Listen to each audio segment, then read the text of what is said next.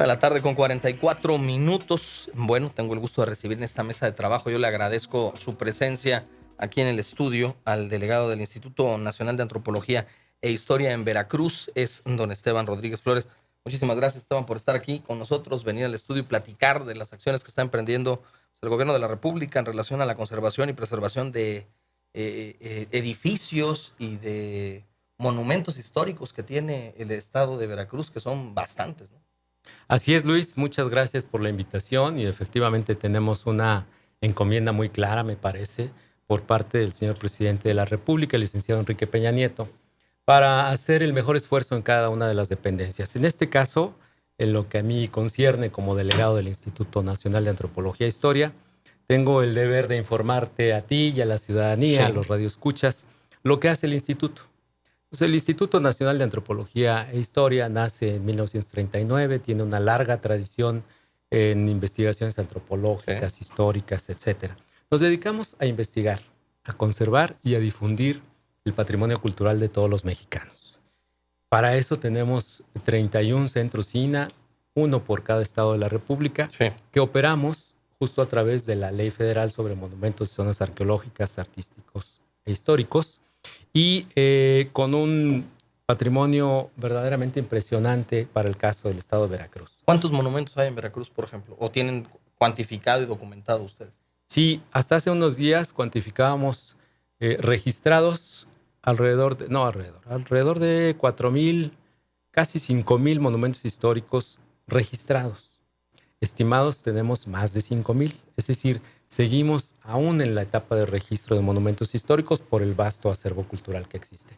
Y una cantidad similar de sitios arqueológicos. Sí. Entonces, es impresionante. Todo el país, pero particularmente Veracruz, es un gran sitio arqueológico, como lo dicen los grandes antropólogos de la historia. Entonces, el instituto se dedica a eso, a cuidar, a investigar, a proteger y a difundir toda esta riqueza de monumentos y de zonas arqueológicas. ¿Es quizás Veracruz el estado que más zonas arqueológicas tiene en el país? Digo, tiene 9, 8, conozco al menos 3, así bien, ¿no? Tajín, el Zapotal, el Castillo de Teallo, Zempoala, pero ¿cuántas más?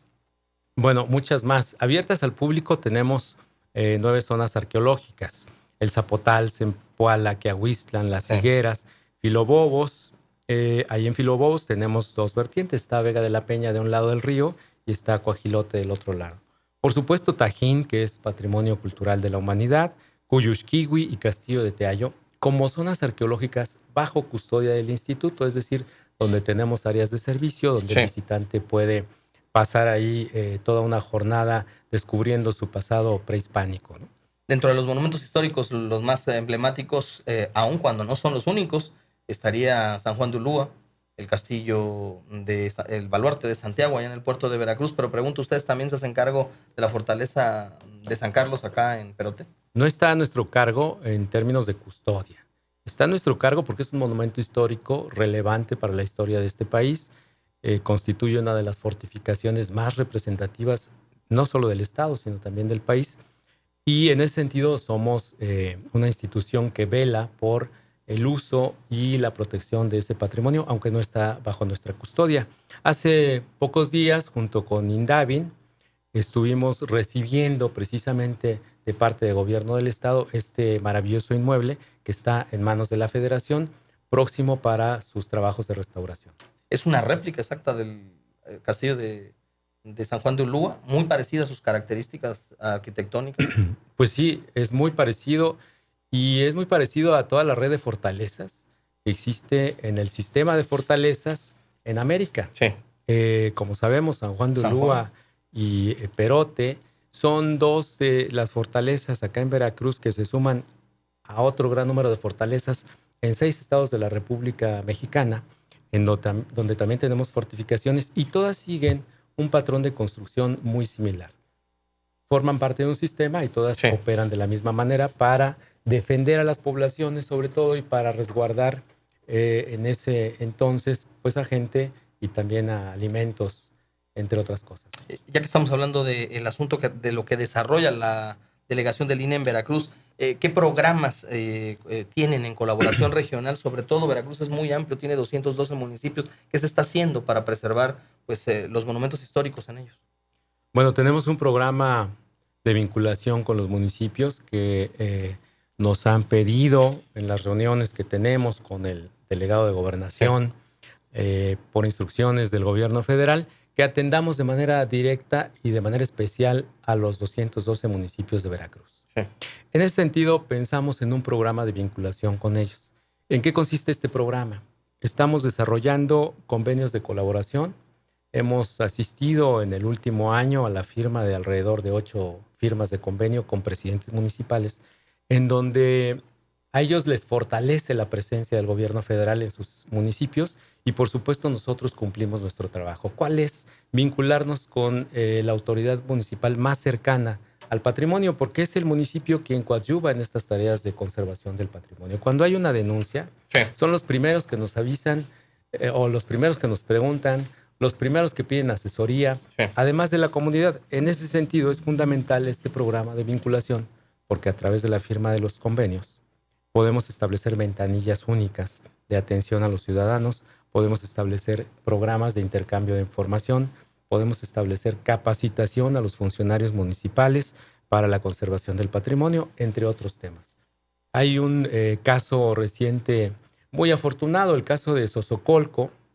Es un municipio que está alejado del centro del estado, que es, digamos, un poco difícil su acceso. Sosocolco de Hidalgo. Sosocolco de Hidalgo, efectivamente. Y acaba de ser nombrado Pueblo Mágico. Esta denominación se lo da la Secretaría de Turismo Federal. El mismo gobierno de la República reconoce en Sosocolco que hay un patrimonio tangible e intangible muy importante, que hay que reconocerlo y hay que hacer que lo disfrute la gente de todo México. En ese sentido, estamos participando con ellos de manera directa en la delimitación de su zona histórica, en la difusión de su patrimonio, en la restauración de sus bienes muebles e inmuebles de manera directa. Y lo acabamos de estar con el presidente municipal en una ceremonia muy importante hace 3 semanas. Esteban Rodríguez Flores, delegado del Instituto Nacional de Antropología. Te voy a pedir que hagamos una pausa y para que cumplamos con nuestros patrocinadores, pero al regresar me gustaría platicar más sobre el tema de los 33 sitios que tiene Veracruz como patrimonio mundial que existen. No son solamente en Veracruz, a nivel nacional tiene 33, pero ¿cuántos de ellos tiene catalogados el INAH Veracruz? ¿Cuántos atiende? Y sobre todo, pues los monumentos históricos en zonas emblemáticas como el puerto de Veracruz, Jalapa, Orizaba. Pero platicamos de esto al volver de la pausa, ¿te parece? Con todo gusto. Vamos a un corte, regresamos. En la entrevista con Esteban Rodríguez Flores, es delegado del Instituto Nacional de Antropología e Historia, el INAH Veracruz. Y bueno, Esteban, estábamos platicando, México cuenta con 33 sitios denominados patrimonios mundiales. ¿Cuántos de ellos se ubican en Veracruz? Y sobre todo, pues, ¿qué características fueron aportadas o dadas para que estos fueran considerados como con este nombramiento? Sí, mira, son 2 declaratorias de sitio patrimonial. Uno es la zona arqueológica del Tajín, que gracias a la arquitectura única en Mesoamérica, los relieves que nos hablan de los gobernantes y habitantes de la antigua ciudad, y por tratarse de un elemento vivo y notable ejemplo de la grandeza de las culturas prehispánicas que todavía existe, todavía se vive. Por eso son los valores excepcionales que tienen para ser nombrado como patrimonio mundial.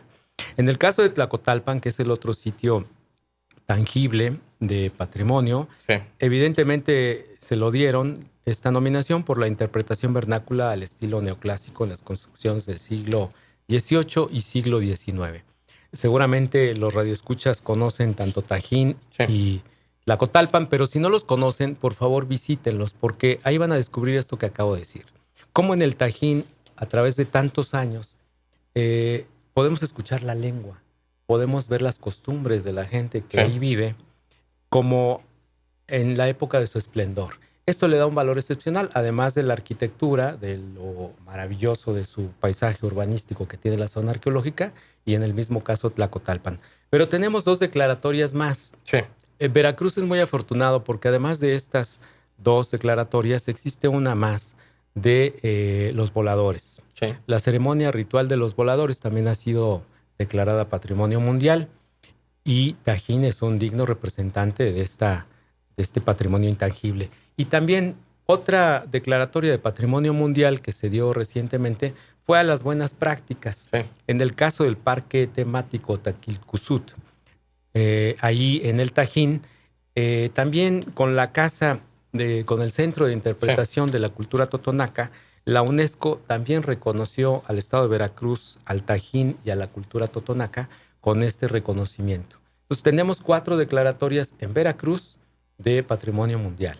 Hay también tema, por ejemplo, y te pregunto, el asunto de cómo se preserva y se conserva el tema del Castillo de San Juan de Ulúa, el Baluarte de Santiago en el puerto de Veracruz. ¿Qué se está haciendo para pues atenderles, cómo los atiende el INE? Sobre todo porque en ambos hay mucha historia detrás de ellos, y también qué están haciendo, por ejemplo, para la conservación y preservación y rehabilitar y volver a revivir el centro histórico del puerto de Veracruz a través pues, de la misma sociedad, de empresarios. ¿Qué se está haciendo ahí? Bueno, este es uno de los temas más importantes y más integrales que desarrolla el instituto en estos momentos, y tiene que ver sobre todo con el tema de los 500 años de historia en el puerto de Veracruz. Este tema de la fundación de la ciudad y la fundación del primer cabildo en la América septentrional.